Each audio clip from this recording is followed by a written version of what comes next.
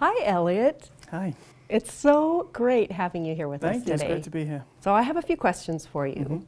One, how long have you been in this great country of ours?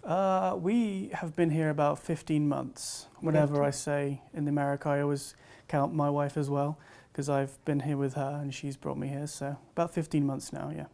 So you've come here because of your wife. Sure. So how did you meet? So I had been sent to the capital of Wales, which is part of Great Britain, through work, and she was there studying.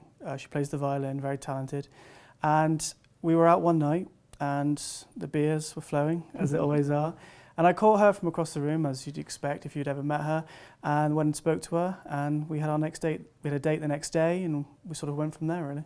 Really? Yeah. So how long did you date before you got married? So her family are have a Mormon background, so this is probably quite a long time to date before we actually got married. But we dated for about a year and a half before we got engaged. And she lived there in Yeah, England. she lived there, yeah, and we lived together for a bit, and then we moved back here, got engaged before we moved back, and then got married in last Christmas, as it were now. So Wow.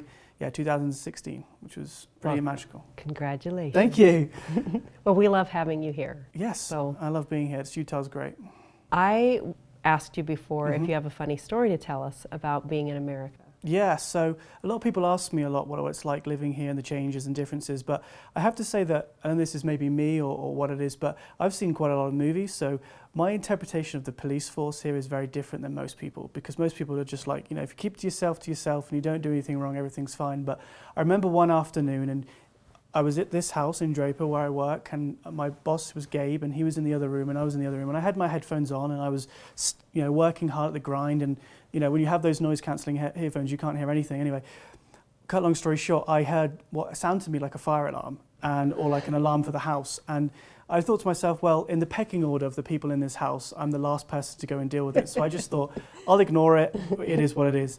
Anyway, it kept going on, and I didn't realise that Gabe had gone up and sorted something out. So I went up the stairs, and as I go up the stairs, I see a state trooper standing at the top of the stairs with a gun out. Okay? For real? For real. He had a gun in his hand, and obviously he'd assumed, because he saw me there, Oh my God. he'd assumed that I was there robbing the place. And thankfully I didn't have any equipment in my hand or anything, because that would have looked super dodgy. But I got grilled straight away, because I've always been terrified of just being deported for the smallest reasons and stuff. Yeah. But he then said to me, what are you doing here? And my heart jumped out of my body and I could barely breathe. And I said, I work here, and cut long story short, and he said, have you got any ID? And at that time, I just got, my immigration had just been sorted out. So he just asked for my driver's license. And I put my hands up and I went, I've got a green card, I promise. And he just went, okay, have you got a driver's license? Because he just wanted to make sure that I was who I said I was. So I gave that to him and everything was fine, thankfully. Gabe came up the stairs and sorted it out. And He said, no, I've never seen him before in my life. Yeah, I was hoping that he was going to do that, but Gabe came up and sorted it all out, super calm, but I find it so difficult dealing with the police, I don't know why. So I'm sure they do a great job, but I'm just terrified. But Scary. They've got guns here. Yeah, that is the thing, yeah. Yeah. So, but other than that, it's been an incredible experience being here. I love Utah. It's got a great film scene and a great place to raise a family. Yeah, it is. So, on that note, Sure. what is your favorite movie?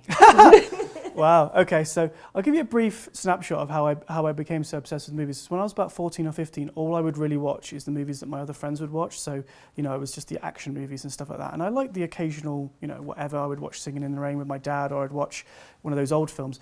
But when I was about 15, I watched a film called There Will Be Blood, which is directed by Paul Thomas Anderson with Daniel Day-Lewis, and it just completely opened my eyes to other types of cinema.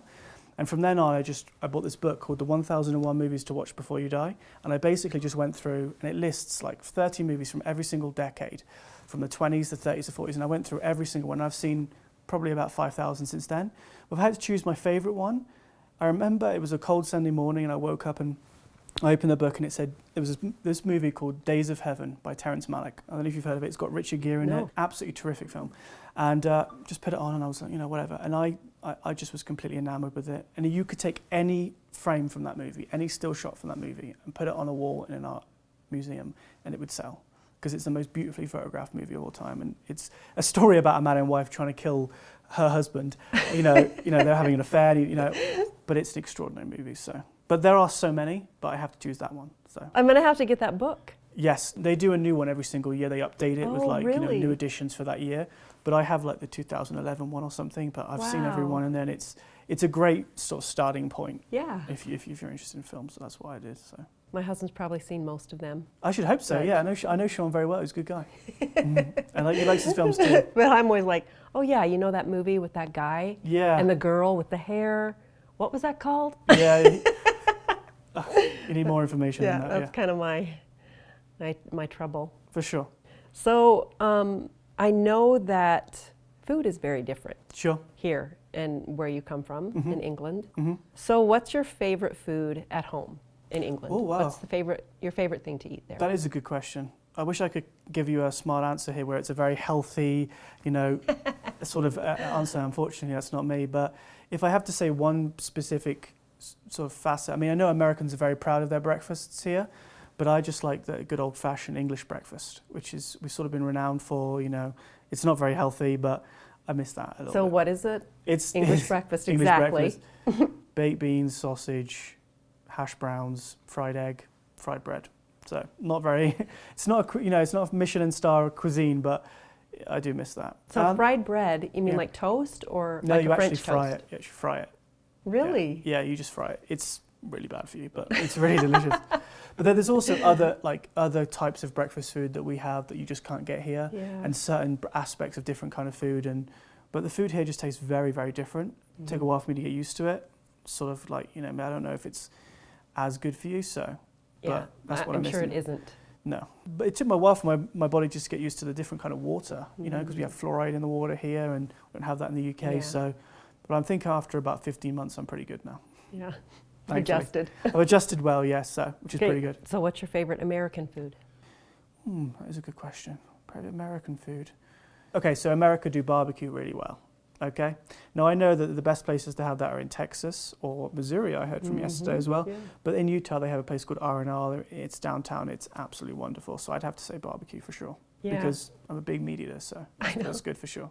We've actually gone to a great barbecue place here too. Of course, I can't remember the name of it, Oh, but no. it was good. I'm sure I'll have to check it out. I'll have to get it for you later. Yeah, Sean will remember maybe. For sure.